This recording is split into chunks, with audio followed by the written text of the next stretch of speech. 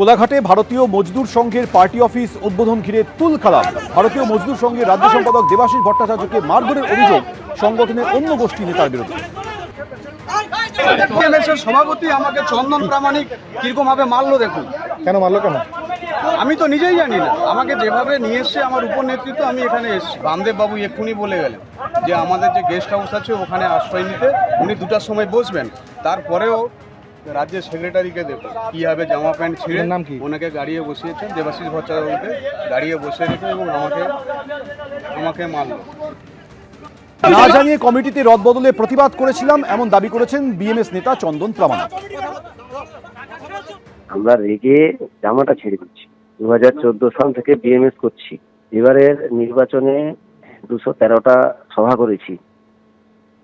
আমি জেলা সম্পাদকে আমার নেতৃত্ব, হঠাৎ করে 10 তারিখ অর্থাৎ 4 তারিখ রেজাল্ট আউট হলো। 10 তারিখ উনি আমাদেরকে না জানিয়ে হোয়াটসঅ্যাপের মাধ্যমে কমিটিকে ডিজলভ করে দিল।